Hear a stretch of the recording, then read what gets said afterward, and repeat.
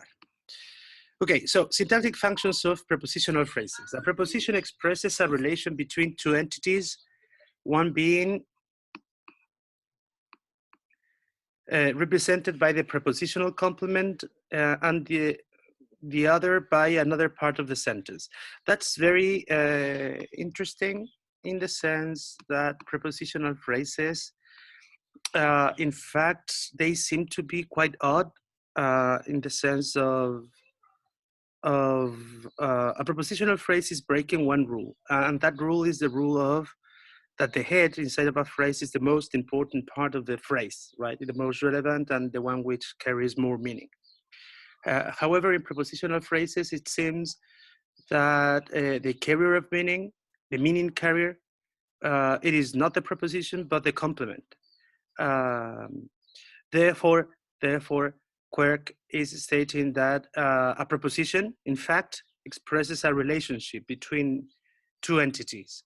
And when I say entities, I'm saying basically nouns, in a way, any kind of different representation of the entity, which is said in the second point. Prepositional complements, and as if you can see this, there's a typo, double C, there's a typo, that's a typo. And as you can see, all the complements are related to entities, noun phrases, nominal WH clauses, nominal ING clauses. And again, I'm saying it, I'm going to say this again. It is because of the relationship between the two entities, which is performed, I would say, by the preposition itself.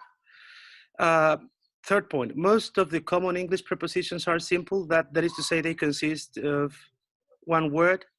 However, we already know that there are some constructions in which prepositions can be composed of more than one word, which, going back a long time ago, has to do with the lexeme definition, right? It is the idea, we're referring to lexemes much more in relation to the idea, the activation idea, rather than the orthographic form of it, the grapheme, right? Complex prepositions, they are more than one word. We already know this. Therefore, we have some constructions that are called marginal prepositions, which is to say words which behave in many ways like prepositions, although they also have affinities with other word classes, like, for example, verbs and adjectives. In this example, granted his obsequious manner, I still think he's ambitious enough to do the job. Granted might be an adjective. You take that for granted, right? Well, in that case, would be a noun. But granted can be also defined as belonging to two different word categories. Let's take a look at this at the Cambridge Dictionary. So we can Cambridge Dictionary. Let's take a look at the word granted. So granted can be a conjunction, right? And it can also be, well, it is said a conjunction, just conjunction, but it can be also a preposition, as the PowerPoint quirk is stating. Right? I'm thinking about the, for example, for. For can be a preposition, like in these examples, and for can also be some other stuff, like, come on, you can do it. As you can see, it's a very used word. It can be also conjunction, because for can be also a coordinating conjunction. So it can work as a preposition and as a coordinating conjunction. And if you think a little bit about this, it has to do with the idea that prepositions, what they do, they link, and conjunctions, they also link. So as a consequence of that definition or this characteristic, a preposition is a link, and it can, as marginal preposition, it can be used in two different manners. It can belong to two different word classes. Okay, that's it. So careful with that. Here's a list of some marginal prepositions with verbal affinities. And as you can see here, barring, excepting, excluding, during, those lexemes, they seem to be verbs because of the affixation at the very end, ing, but in fact, what they are performing the role of a preposition, so marginal preposition. Now, prepositional complements, and so we have a chart, and then, sorry, yeah, we have a chart. We have a table, in fact. And on the left, we have the prepositions and then the complement, and as you can see there, we have prepositions of different kinds, simple prepositions at the very beginning, and then we have these other prepositions which are composed of more than one word. And then on the right, we have their complements, noun phrases, WH clauses, ING clauses, a pure noun, and then another noun phrase. We already know this.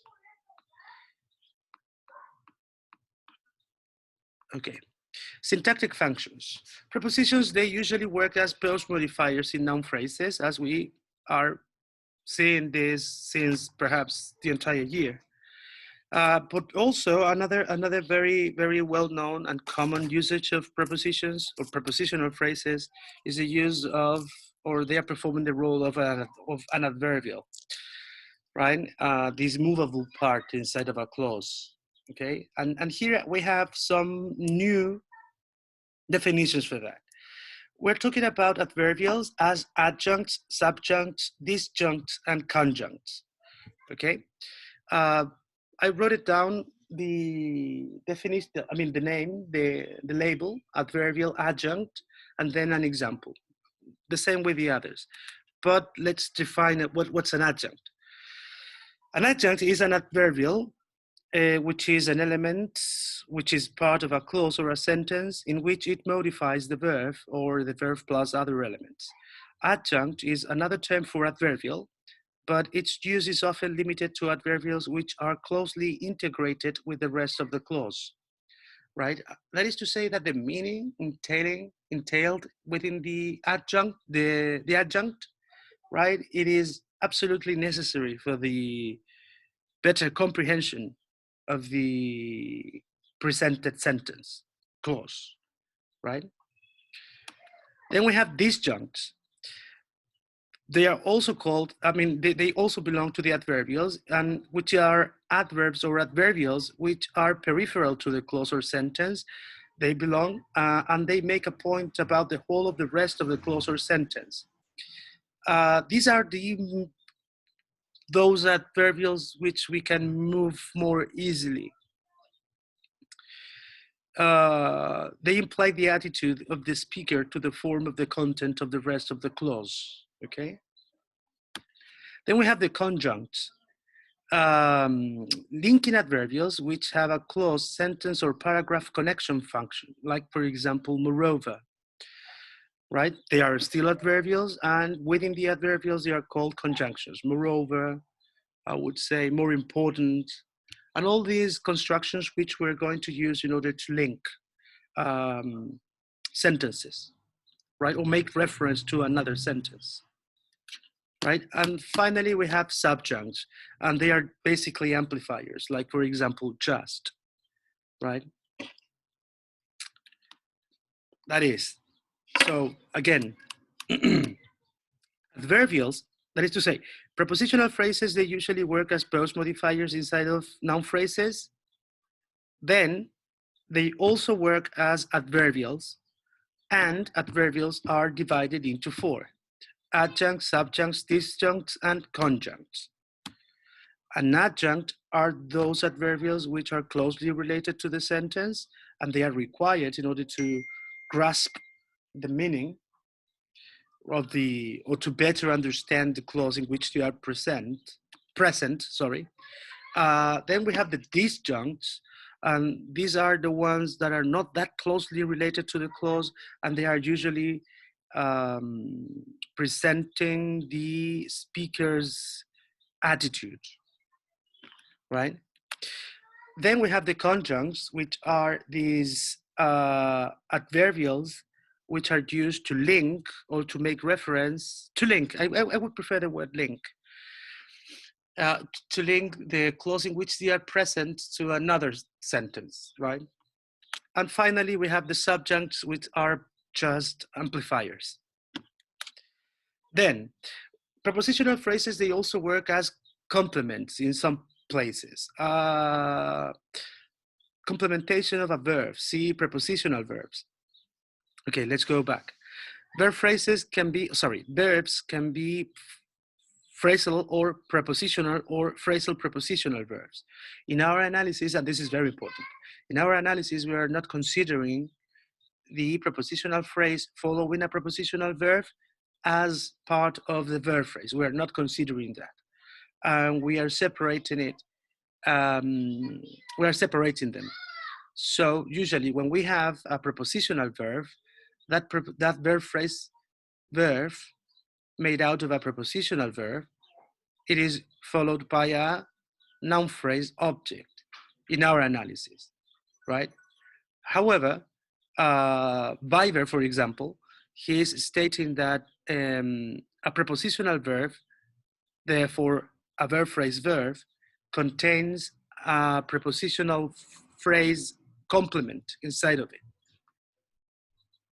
Okay, we're going to use the, but give me a second, I'm going to make the analysis for that.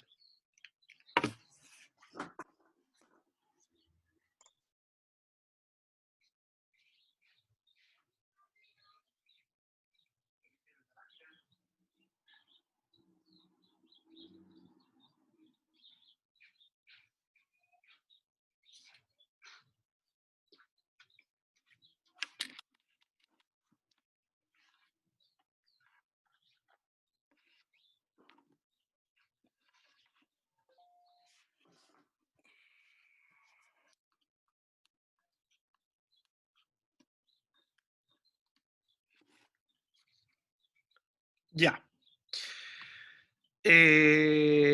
Vamos bien hasta ahora, ¿no? No creo que haya dicho nada extraño. Y voy a compartir el iPad. Estamos trabajando para usted.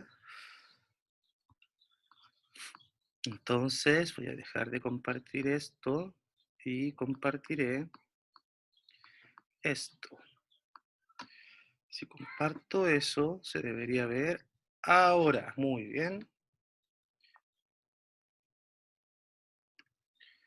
Ya. Veamos un prepositional verb. Vamos a ver el mismo ejemplo que está ahí y solo vamos a escribir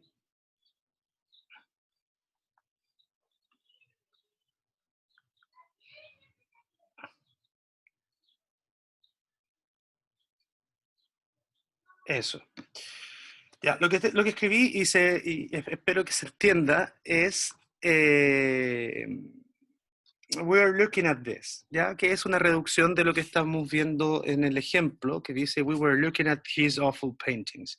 Solo tomé la verb phrase verb were looking and I replaced the noun phrase complement his awful paintings by another noun phrase complement and a much more easier one, like this. In this PPT, Quirk is stating that prepositional phrases, they can work as complements inside of some verb phrases. The condition for that, the requirement would be that the main verb is a prepositional verb, like looking at this, right? In our common analysis, we would do this. We were looking at this in that manner, right? So we are making a difference and then we are dividing the prepositional verb into two. leaving the prepositional phrase as a separate element from the verb phrase verb. And that's the way in which we have been doing this since ever. However, Biber is stating that the noun phrase complement of the preposition is inside of the verb phrase. So in Biber's analysis, he would do this. Leaving the prepositional phrase inside of the verb phrase, right?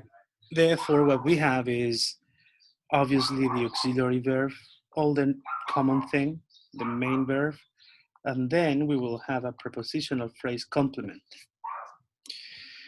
That's Biber's point of view.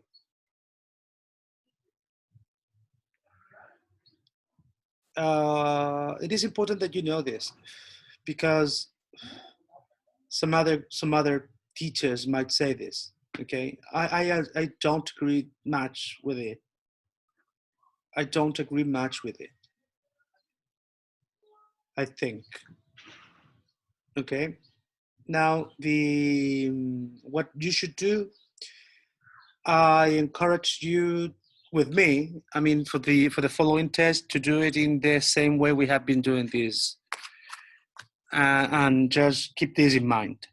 Okay, just keep this in mind. Okay, I'm going back to the PDF. Okay. The other example, ¿se entiende, chiquillos, cierto? Avísenme, porfa. Sí. Yeah, bacán. The other way, we already know this. Inside of adjectives, we have prepositional phrases as complements, like in I am sorry for his parents, in which I am, and then the adjective phrase, sorry for his parents, and in which sorry is the adjective head, and then we have the prepositional phrase complement for his parents. We already saw this. And that's it, basically. Okay, let's move on with prepositions. There are several points of similarity between prepositions and other word classes and constructions on English. For example, central prepositions cannot have as a complement a that clause, an infinitive clause, a subjective case form, or a personal pronoun. So what it's saying there is that there are some prepositions, and there are prepositions that they are going to be some kind of divided because of the complements they might have. Okay, so we have central prepositions. Okay, and that's it. Then that clauses can often become, in effect, prepositional phrase complements through the use of an appositive construction with a general noun such as fact, which is a clumsy and weird expression. It's a fixed phrase.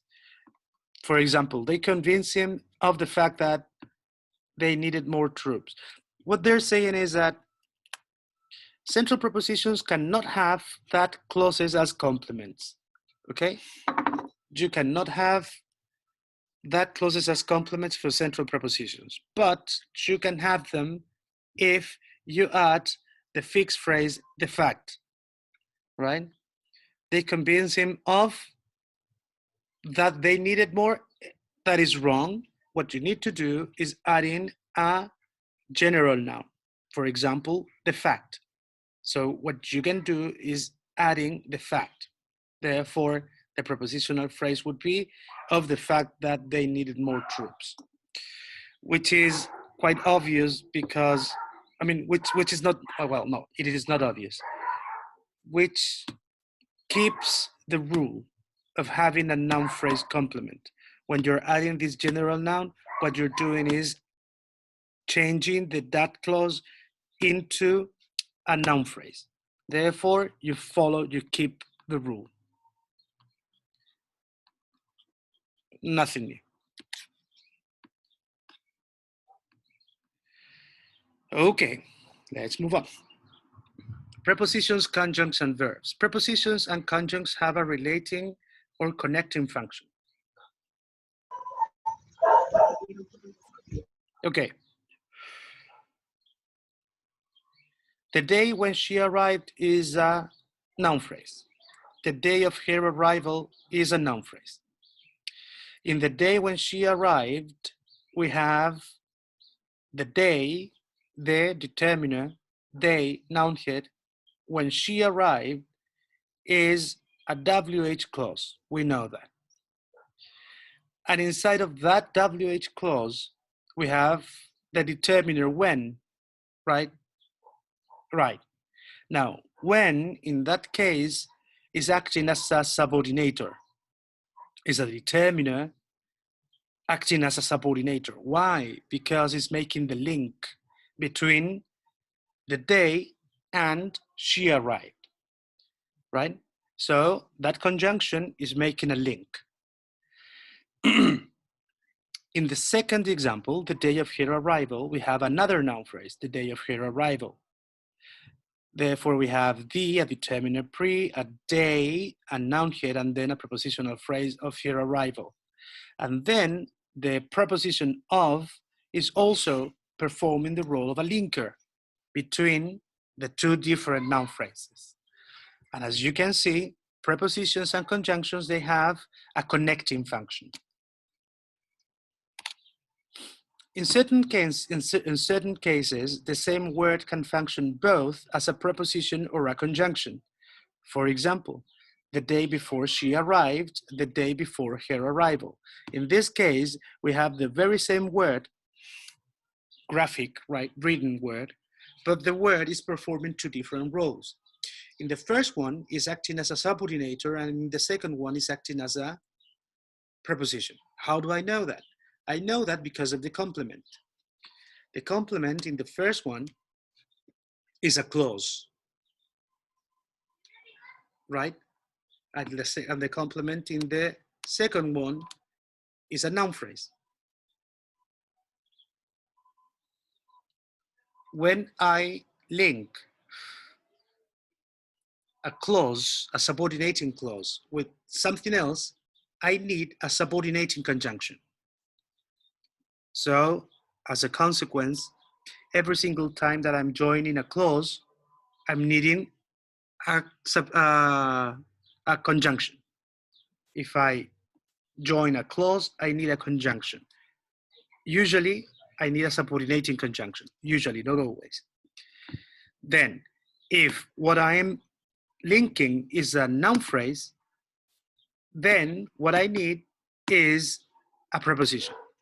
Therefore, I can distinguish between these two words. One is a subordinating conjunction and the other one is a preposition because of the complement. Okay.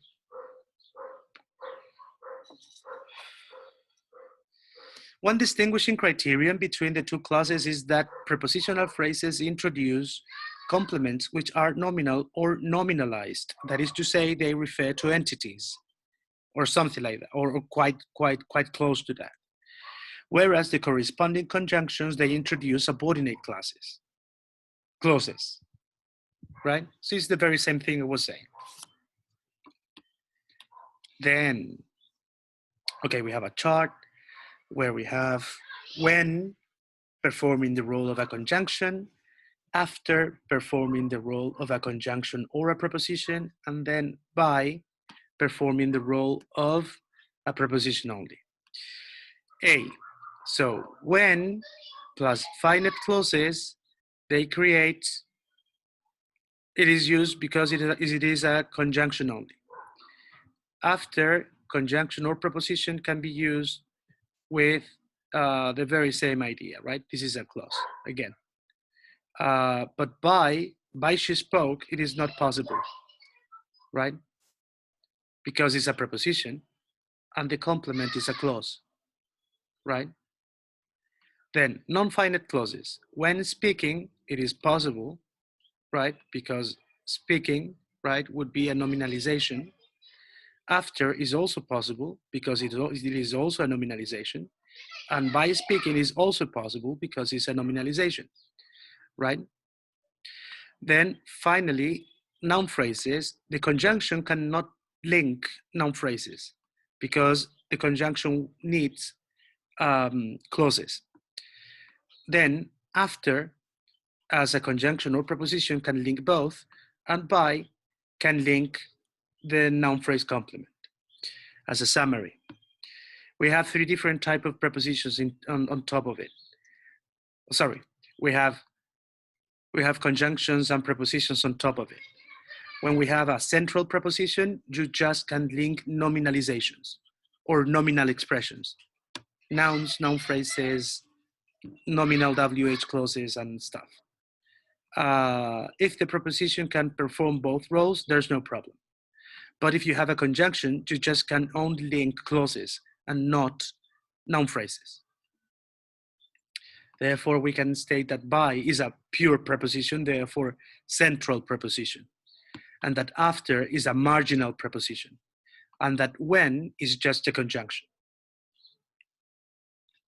We know that because of the complements. Okay, this is called stranded prepositions. I remember that I saw this the very first time in phonetics. It has to do with stress. I remember that. Stranded prepositions is when we move a preposition to a different place. The definition is a preposition is described as stranded when it is separated from its complement. So what was she referring to? That too is a preposition, but its complement is what? So it has been moved. Another example, what are you looking at? What are you looking at? The preposition is at the very end, but its complement is at the very beginning. So you move it. Why do they move that? They move that because of informality against formal-informal speech. It is much more formal using it as by following the rules, like at what are you looking? But it is not that used nowadays. In grammar, I've heard people saying that ending sentences with stranded prepositions is something considered not good enough or too informal. I believe nowadays that that perspective, that view is sort of old-fashioned. I don't see the problem as far as I have read about that.